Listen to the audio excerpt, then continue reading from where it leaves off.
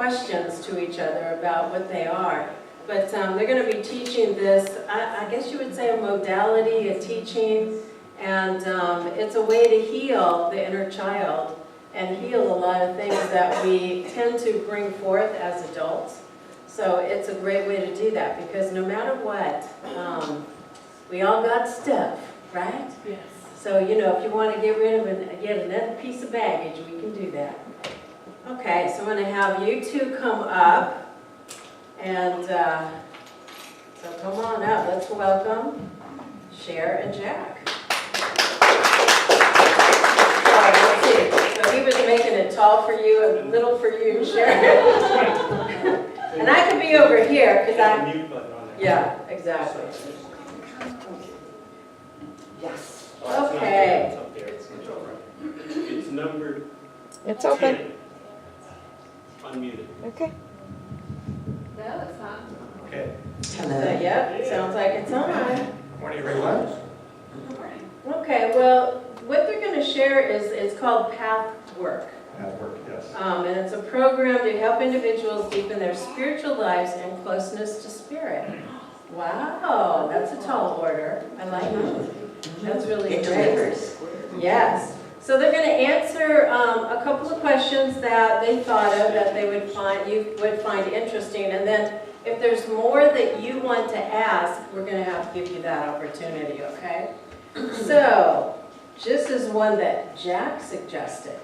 How can the path work help me with my relationships? And so relationships, that would be anybody, right? Family, friends, and significant others, yes? Okay, so the floor is yours. So a little bit about the path work. It is a kind of a combination of psychology and spirituality. And it actually helps us to go to inner places that keep us stuck. And so as far as relationships go, I think we can all relate to the idea that sometimes we have these subconscious demands of our partners or our friends that we may not even be aware of. And yet, we expect our partners to fulfill our desires, our needs. Even if we don't articulate it, or even if we don't quite know what we are, we expect our partners to do this. So the path work helps us to kind of Okay. raise our awareness of not only what our needs are, but what are these subconscious expectations that we have of other people. Okay. Because when they are subconscious, they come out in ways that the other person will feel a little bit like it's a demand. They'll even feel it just energetically, even if it's unspoken. And so our job as path workers is to help people uncover, become aware of these kind of subtle desires and needs and wants and even demands on other people. Because once we become aware of them, then we can take them back, we can own them, and we can be straightforward and above board about what our needs and wants are. And that will make communication and relationships flow. And could I add something, or did you want to? Yeah, well, just a real quick question, maybe you're going to add this, is what would be an example of that? Because I'm sure a lot of us have little things that we bring into relationships that we're not even aware of. Yes, so one of those things might be that we actually really want our partner, especially a romantic partner, but to a certain degree everyone, we want to be given what we weren't given as children. So the unmet needs for love and attention and so on. And we might not even be aware of how much we want that. But it's in movies, it's in songs. Love me like, I've never been loved before. And it's like, me, I would like all the love that you have. That's right? I mean, you hear that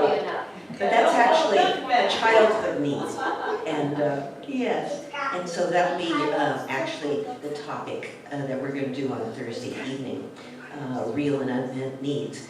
So there's just one example of things that happen in relationships. And one thing I just wanted to add, because it's so amazing, and it's actually was my first introduction to the path work, was I had been wondering for a number of years, I thought something was missing in my romantic relationships. There was love, there was a lot of wonderful things, but I thought there was something I didn't know, but I never knew what it was.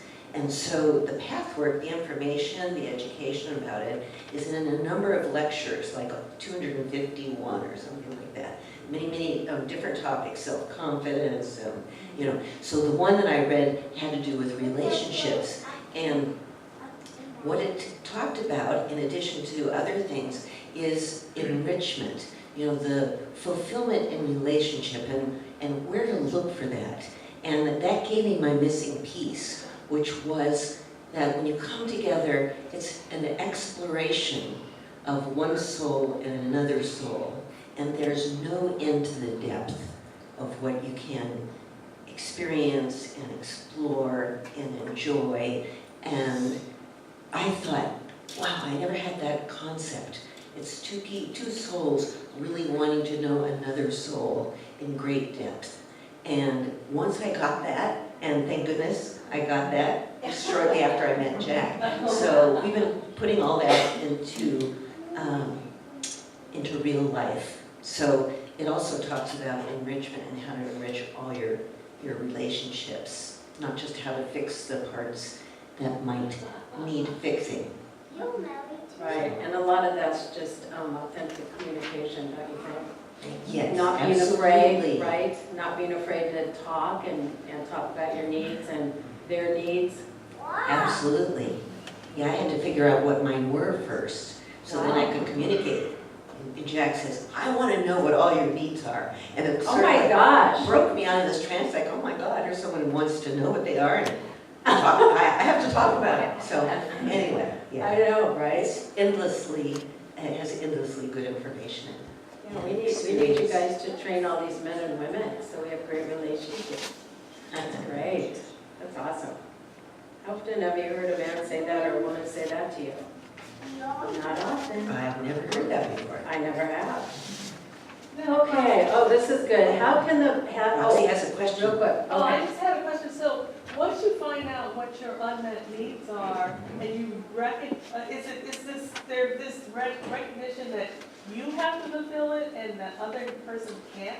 That's a really good question, because, you know, in the topic we talk about real and false needs. And the real needs of a child are to be loved, to be cared for, to be nourished, to be recognized for its own uniqueness, those sorts of things. But if those real needs are not met when we are children, we start to look outside of ourselves as adults for these things.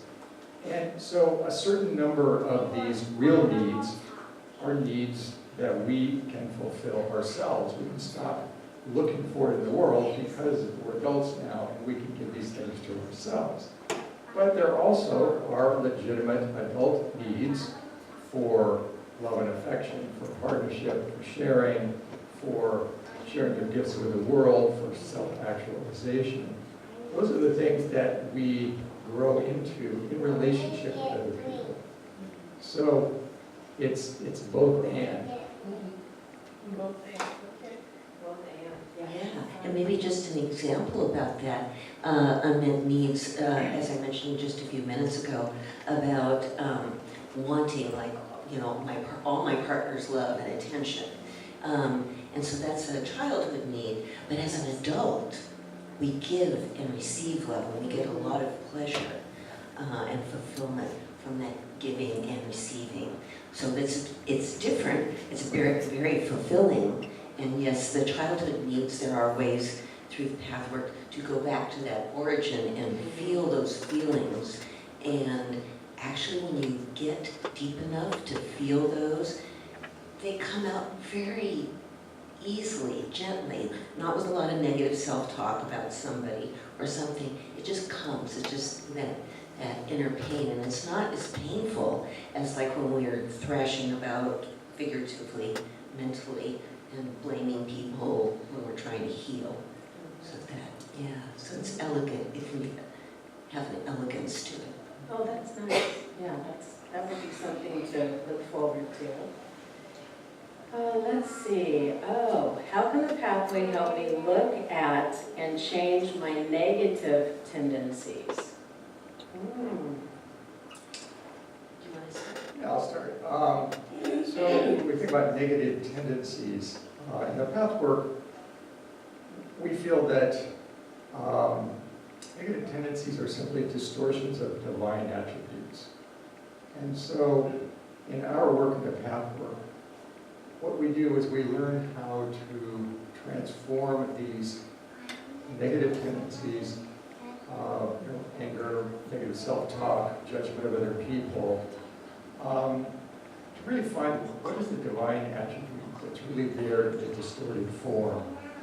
And when we can understand it that way and release the kind of knot of negative energy surrounding that misunderstanding, it frees that energy, and that negative trait transforms into its original divine attribute. So it really is just a process of transforming what was distorted into what is truly a divine attribute. And I wanted to add that the path work is very detailed in many different ways and deep and wide. And when we look at those traits that we might have, that we might think of as negative, the path work is very good in teaching us how to do that with much self-compassion and to accept things about ourselves and not think of ourselves as bad or so it's done in a beautiful way. Well, so give me an example. Let's say you're saying judgment. What would be the divine attribute of that once you heal judgment? Because a lot of people have a lot of judgment. Judgment of other people generally stems from a feeling of inadequacy within. And once we make that connection and we can really kind of own, okay, I'm feeling insecure and I don't really want to feel that feeling within me, so I project it outside. And that's really the way judgments work. Once we connect those dots, we own that. Okay, let's just sit with this feeling of inadequacy within. Where might it have come from? And then we can begin to just feel compassion for ourselves, whatever that hurt was. And so we start to own these judgments, we bring them back, we find their origin within. And in a very natural, healing way, we learn to love ourselves as we are. Does anybody else have anything they want to ask about this question? This is thumbs up. Oh, thumbs up. Okay, Kathy, that's good. All right. I have a question. Sure. What's the divine attribute of anger? Okay. My short little answer, and then Jack will give you some too. My short little answer would be compassion. And if you get into the anger, not who, what, where, and get into that feeling of anger, and you're able to express it, then eventually, and you never know when it's going to happen. Eventually, then the compassion starts springing up, because that's the true attribute. Now, that's just my experience from my spiritual journey. Yeah. Okay, but also anger, there is such a thing as righteous anger. And, anger at wrongdoing or injustice is legitimate. Now, we need to be careful how we act on that anger, how we express that anger, because to express it in a destructive way will only add to the pain and injustice. And so that's not what we're recommending. But when we feel, or witness true injustice, there is an anger that helps us hold our healthy boundaries. You know, that's part of being an adult, is having healthy boundaries. Not letting ourselves be violated in ways that are not healthy, not respectful. So that's the way we feel about anger. Now, you know, there is also anger that can come from hurt, basically. You know, and what's oftentimes underneath anger at other people is a feeling of hurt. You know, I was hurt in some way by this person, by this situation, and rather than admit the hurt and stand in our vulnerability, we lash out in anger. But the real divine attribute there is to simply be with what is, be honest, stand in our vulnerability, say, I was hurt by this, and you know, hope that amends can be made in a way that is genuine.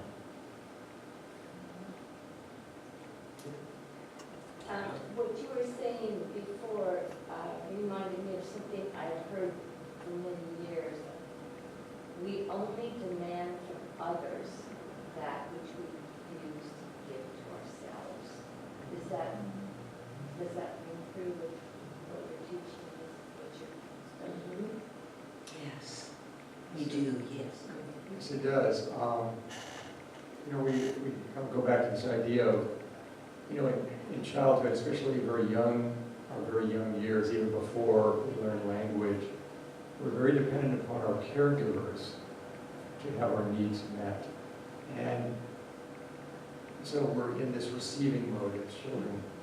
And if those real legitimate needs are not met, we may not have the words or the memories for them, and yet, you know, within us is this feeling of lack. And also the habit of looking outside of ourselves to get these needs met carries over from childhood if those childhood needs were never met. And so our habit is to look outward to have these needs met. And if they're urgent needs, they can come across as demands on other people. And once again, this idea of understanding the root of this need, this demand on other people, there may well be true unmet needs from childhood. But learning what those are, being able to express them as an adult now, and also understand that being an adult is giving and receiving. David, If hurt turns to anger, how does one deal with hurt? How does one deal with hurt? How do we heal? How do you heal? How do you heal it? Okay, Right. sure. oh, well, going back to the original hurt is really good, and being able to really experience that, to understand that, to be able to recognize what sort of defenses that we've built as to protect ourselves from what we would perceive as future hurt. And so we can become very defended.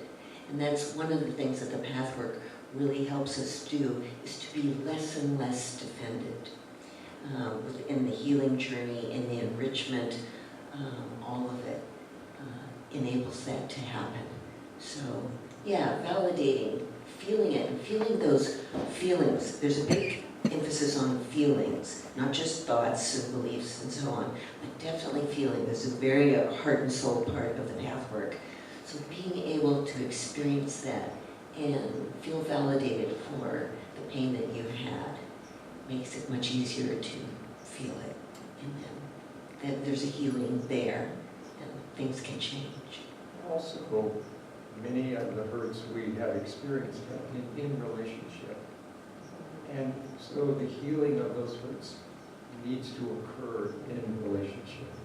And so the path work offers individual sessions to work with our situations and hurts. We also do group work. So you can't really heal these things in isolation. You can't heal them in separation. Maybe the hurt caused you to feel more separate. And we begin to live our lives from this separate place because we're afraid of relationship or connection. But the true healing of these things needs to happen in relationship. Yeah, I was just going to ask that because a lot of times we're not aware that we have that, or that there's things that'll trigger us. And so I think in a group or individual session, you feel safe, number one. Yes. And as other people share, which I'm sure that happens, then I think we recognize some of our own things within that person, usually. Yeah. Okay, anybody else want to ask about that? Okay. So, oh, you do? Okay, go ahead, Mel. Once you go through this path, that path, and you have sensed some involvement of whatever it is that's really bothering you, and you really feel or have felt whole in the moment, and then the next move comes and you crash. Okay. You either read the paper or you get this little prick in the knee. What do you feel in this moment now? Relationship. How do you be fully awake to this moment? Forget the hurt. It is This a process. moment. It is a process. No, not the process. This moment. Forget the process. Forget, the process. How do you be in the moment? Well, okay, being in the moment is a function of your awareness. And I got it. we grow in awareness as these limitations will be released. But what allows us to have experience in this moment is awareness. If we were not aware, we would not perceive, we would not feel, we would not be aware of our thoughts, our feelings, our emotions. And so awareness it's a state of being. It's not a state of becoming. So awareness is ever present. It's unharmable. Awareness is always there. Yes? It seems to me that according to Cheryl, the compassion we bring you in the moment, what you were saying, that behind the divine attribute would be compassion, so being focused on compassion, as you were saying, that will bring you in the moment. You could do that. We spend a lot of time in the future and in the past. And being in the present moment is a function of how free we are from the difficulties of the past that we replay constantly, or the anxiety we have about the future. And so, as those things are worked with, we find ourselves being in the present moment spontaneously because the pull from the path and the anxiety about the future is less. Good question. Yeah. Good question. I'll add just a little bit, just as in mindfulness, where we become aware of these different aspects of ourselves that Jack mentioned, and even more, that's also true in the path work, like all the time, ongoing. And there's many ways to look really more deeply than just on the surface. So yes, being aware of our thoughts and feelings and emotions and spirit. And by the way, I hadn't mentioned with the path work, spirit is always present. It is and we are spirit and so on and so forth, but it's not left out of any of the transformational work, which I really love, and having been a licensed therapist for several decades, and not being able to always include that unless my client wanted that, with the path work, spirit that we are is always included. And the healing transformations go much more quickly, as you can imagine, as results. To me, it's kind of like pointless, like if it's so much easier that way, why even leave spirit out? So Yeah. But there's, it is a partnership, so to speak. Spirit is there to provide, to support, to give us that connection with infinity, but there's also some things that we need to do as adults. Okay, so the next question is for the perfectionists in the room. Okay, so can the pathwork help me be less of a perfectionist? Well, yes. It Well. seems like most of us have a tendency to like to be perfect, really, really good, but even better than really good at different things. And this starts really early, like really, really very young. And so we like the love and attention of our caregivers and the people who are in our lives. And so we try over time to give them what it is they want from us. So we start to mold our behavior in a way that we will receive what it is we want, which is typically, bottom line is usually love and attention of some sort. So as we're very young and we notice what works and what doesn't work to get our love and attention, and we start to try to be really good. That's a really common one. I'm going to be really good. And what the child does is tries to be really, really good, but is not always seen that way and doesn't always feel that way about him or herself. That's a whole other thing. But so this idea, well, maybe I'm not good enough to get the love and attention I want. On some level, as young as they are, it's more visceral, what works, what doesn't work kind of thing. But as you get older and you get into especially abstract thinking, then you kind of put stories together about why and why not. So from very early on, we want to be what we think is perfect, even though we don't say that word to ourselves, so that we will receive what we want to receive. And then it goes into adulthood. It goes on and on until you want to interrupt that process and realize there's a real wonderful balance that comes from really just being able to accept, sometimes there's positive, sometimes there's negative in every area. And that brings, if you can accept that and bring that into your life, you'll be less likely to want to be perfect because you'll know it's not really possible. And when you're not and you want to be, that really makes you feel bad about yourself. It can. Yeah, and I think it's also tied to the self-esteem as well. Oh, if I'm just perfect, I'll feel good, but then it's unachievable, like you said. Right. Yeah, you can't be perfect because it's not the way the world is.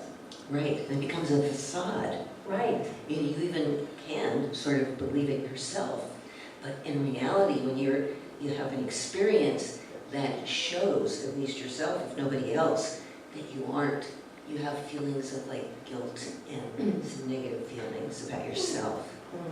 Absolutely. Okay, does anybody else have any questions Can I before we move on? Yeah. Yes. You were talking about the difference between childhood and adulthood, and in adulthood, there's give and take, and so I was just curious if you could talk a little bit about what is given in a healthy adult relationship. Well, it all comes down to love, and you can't will yourself to love. Love is a spontaneous flow of what we believe is divine energy. And so, what is given in a healthy relationship, at the very least, is respect, and respect for boundaries, and respect for needs, and also a real desire to see that person as sincerely trying to navigate their lives. When we fear the motives of others, it creates separation, and a deeper relationship is almost impossible in that situation.